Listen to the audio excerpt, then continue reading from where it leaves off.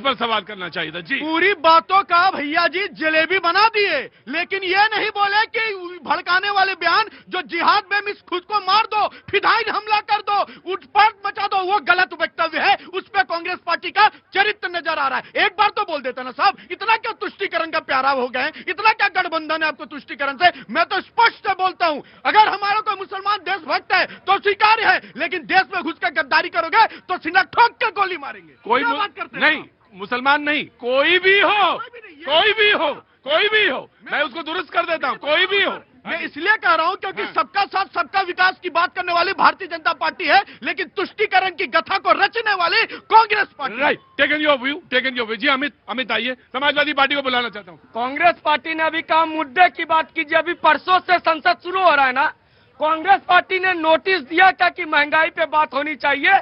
नहीं दिया है। बात बेरोजगारी पे कांग्रेस पार्टी ने नोटिस दिया है क्या? नहीं दिया है। ये भी सत्र पूर्व की सत्र के तरह एसआईआर के नाम पे खत्म। लेकिन ये इस पर बोला है राहुल गांधी ने कि ये जो पोल्यूशन है उस पर बात होनी चाहिए, तो बोला है प्रेस के माइक के सामने बोला है, नोटिस दिया जाता है, बोलने से नहीं। संसद से चलेगी देश, सड़क से नहीं चलेगा। ये लोग सड़क से चलाना चाहते हैं, यही इनकी पीड़ा है। ये बात कर रहे थे बीएलओ की, ये बात कर रहे थे अभी बुद्धिजीवी की। अरे भारत में बुद्धिजीवियों का पहला वो 64 लोग कौन थे जिन्होंने मुख्यमंत्री रहते हुए नरेंद्र मोदी को वीजा देने की बात कही थी, वीजा न देने की बात की? अमेरिका को आपने क्यों नहीं विरोध किया कि भारत के अंदर का मामला है? आपने कैसे अमेरिका को लिखा? उस समय आपकी सरकार थी। यही बुद्धिजीवी जब कहते हैं लता मंगेशकर की भारत का अगला प्रधानमंत्री मोदी को होना चाहिए, तो यही बुद्धिजीवी उनसे भारत रत्न मांग लेते हैं। कांग्रेस पार्टी उसका समर्थन करती है। ये बुद्धिजीवियों का खेल हमने देखा है। अवार्ड वापसी भी, नाम मत लेना, एक एक नाम जी, ये बहस है, बहस का अपना एक अंदाज है, दोनों तरफ से तर्क हैं। औरंगजेब साहब ठीक हैं, आप कैसे हैं? जी जनाब, खैरियत जी। कहाँ से आना हुआ आपका? हम असम से। असम से आए हैं, बहुत बहुत शुक्रिया। आपके यहाँ भी तो बड़ा हलचल बची ही रहती है। असम में कहाँ से हैं आप? गुवाहाटी। गुवाहाटी से हैं, बहुत बहुत शुक्रिया, थैंक यू सो मच। कुछ कहना चाहती हैं? नहीं, नो थैंक्स। हाँ, बस देखना चाहती है, बहुत बढ़िया। कहाँ से हैं सर आप?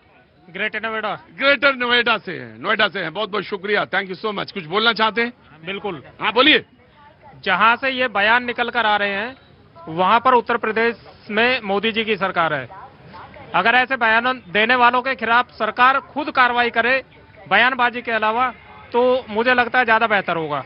अगर सरकार कार्रवाई करे तो ज्यादा बेहतर होगा, लेकिन जो बयान दे रहे हैं उन पर क्या है? उन्हीं के खिलाफ कार्रवाई, उन्हीं के खिलाफ कार्रवाई हो। जी जनाब। भैया ने कहा कि अगर उनके खिलाफ कार्रवाई करनी चाहिए। जब कार्रवाई करने जाते हैं तो कांग्रेस और समाजवादी पार्टी के प्रवक्ताओं जैसे लोग वहाँ बिलबिलाने लगते हैं कि इनके ऊपर एक्शन क्यों ले लिया, क्योंकि उनका वोट बैंक रद्द हो जाता है। वो जहाँ से वो बयान आया कि सुप्रीम कोर्ट सुप्रीम नहीं रहा, तो मौलाना महमूद मदनी को मैं कह दूं वो मौलाना ही नहीं है। अरे ये कैसे कह दोगे?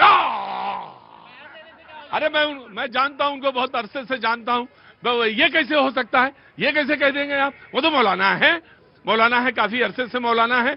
जी मैं आया, समाजवादी पार्टी एक वेरी क्विक। जमीयत की एक पहचान मैं बता देता हूं उनके बारे में। भारत में जितने भी आतंकवादियों का केस सुप्रीम कोर्ट में लड़ रहा है, तो यही संस्था लड़ रही है आतंकवादियों के समर्थन में। Right, taken your point. जी बोलिए। जी, ये तमाम सारी जो बहस है, जो बयान है, जो एसआईआर है, उस पर आपकी बात आनी चाहिए। देखिए, ये जो नैरेटिव जिसकी बात की जा रही है, जी, पूरा का पूरा बोगस मतलब फर्जी नैरेटिव है ये, और पूरी तरह से ये गलत है। ये बेकार की बातें। एसआईआर पर बात मैं करता हूं आपको। उससे पहले मैं बताता हूं, जो मुख्य चुनाव आयुक्त हैं, फरवरी 2025 में उनकी नियुक्ति हुई। उससे पहले 3 लोग उनकी नियुक्ति किया करते थे। मतलब चुनाव आयुक्त की नियुक्ति 3 लोग उसमें हुआ करते थे। प्रधानमंत्री होते थे, मुख्य न्यायाधीश होते थे, और लीडर ऑफ अपोजिशन होते थे। उस नियम को बदला गया, उसमें गृह मंत्री को जोड़ा गया, और 2-1 से ज्ञानेश गुप्ता को मुख्य चुनाव आयुक्त बनाया गया। ठीक, मुख्य संसद के द्वारा हुआ, संसद के द्वारा नहीं हुआ। उसमें नोट ऑफ डिसेंट दिया था नेता विपक्ष ने। ये क्यों बदला गया? इसलिए बदला गया कि 2025 से 2029 तक 22 राज्यों में चुनाव होने हैं।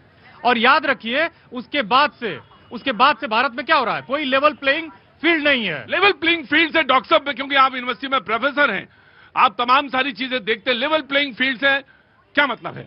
लेवल प्लेइंग फील्ड से यह मतलब है कि इलेक्टोरल बॉन्ड में 16,000 17,000 करोड़ रुपए इकट्ठा हुए। किस पार्टी को सबसे ज्यादा चंदा मिला है? एक पार्टी है जिसके पास केवल पैसा है। दूसरा पीएम केयर फंड, जिसमें हजारों करोड़, 20,000 करोड़ की बात कही जाती है, उसका कहीं कोई जवाब नहीं दिया गया। सारा पैसा इनके पास है। ईडी, सीबीआई, आईटी, ये पूरा एक सरकार के मतलब स्टूज की तरह काम कर रहे हैं। अब आप ईडी को लीजिए, ईडी ने 90 से 95% विपक्ष के नेताओं पर छापा मारा है। आपको मालूम है कन्विक्शन रेट क्या उसमें? 0.5% के आसपास है। गलत, गलत, ये डॉक्टर साहब गलत है, ये गलत है, बस यहीं पे पकड़े। भैया जी, हाँ, मैं आ रहा हूँ, मैं डॉक्टर साहब भैया जी, समाजवादी पार्टी के प्रवक्ता ने कहा कि सबसे ज्यादा इलेक्टोरल बॉन्ड में किसको चंदा मिला। अब एक बात बताइए, आपको मुझसे बहुत प्रेम है, आप मुझे बहुत प्यार करते हैं, मुझे आई लव यू बोलते हैं, तो इसमें भैया कहां से आपकी मर्जी है ना कि आप मुझसे प्यार करते हैं, किसी और से नहीं करते, तो प्यार भी आप डिसाइड करेंगे क्या? हम ईमानदार दिखते हैं, भारतीय जनता पार्टी की कार्यशैली ईमानदारी दिखती है, तो बॉन्ड हमें ज्यादा चंदा मिला। ये अजीबो गरीब प्यार है। उसमें इतनी फैक्ट्रियां हैं, उसमें इतने कंपनियां थी, उनके यहाँ पहले छापे मारे गए, उनके यहाँ छापे मारे गए। एक आंध्र प्रदेश तेलंगाना की कंपनी थी, अब उसको छापा मारा गया, 500 करोड़ पहुंचा देता है। ऐसी कितनी कंपनियां हैं कि पहले छापे। अरे भाई आप बोलने इनके दीजिए। पास सबूत है क्या कि 500 करोड़ पहुंचा दिया? और अगर 500 करोड़ पहुंचा दिया तो वो सबूत लेकर के न्यायालय में क्यों नहीं जा रहे हैं? जनता को झूठे और अधूरे तथ्य पेश करना सबसे पहले तो बंद कर किया जाए। आप हाँ न्यायालय की कहानी न्यायालय बताएंगे। की कहानी सुन लीजिए। देखिए, जनता सब जानती है और न्यायालय की कहानी सुनिए। एक चीफ जस्टिस अपने ही सेक्सुअल हरासमेंट के केस में अपने ही चेयर करता है। नाउ द डॉक्टर साहब, नाउ प्लीज लिसन। डॉक्टर साहब, मैं आपकी सारी बात सुनूंगा। डॉक्टर साहब, मैं आपकी सारी बात सुनूंगा, लेकिन मैं आपसे एक बात सुनना चाहता हूं। एक बात आपसे, महमूद मदनी ने कहा, आपने पहले ही सेंटेंस में उनको, रुकिए डॉक्टर साहब रुकिए, एक ही सेंटेंस। डॉक्टर साहब प्लीज।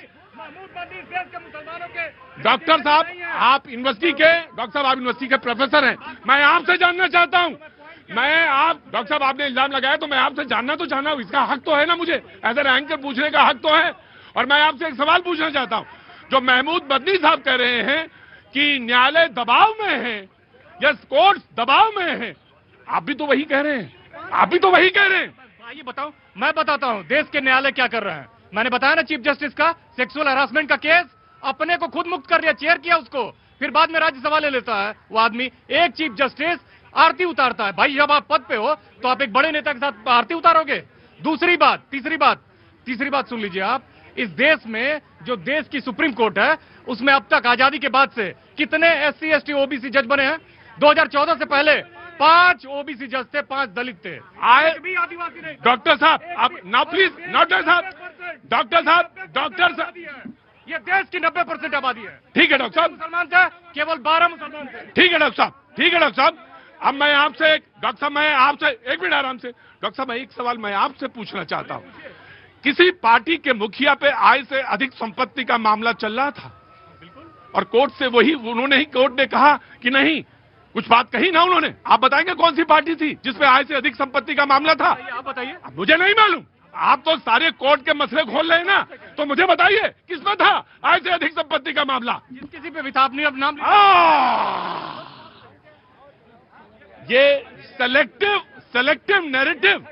और इस देश में डॉक्टर साहब एक देश में एक नई चीज प्रथा चली है कि मैं आ रहा हूं डॉक्टर साहब, कि सुप्रीम कोर्ट पर, इलेक्शन कमीशन पर, ईडी पर, सीबीआई पे हमला करूं। ये नहीं, ये डॉक्टर साहब, मैं अभी मैं पूरी जनता से निवेदन करूंगा कि समाजवादी पार्टी के जहरीले सोच को आप लोग समझ लीजिए, देख लीजिए। मैं इसलिए बोल रहा हूं साहब, इन्होंने कहा कि मदनी साहब की बातें बोगस है। मीन्स अगर मदनी साहब की बात से कोई युवा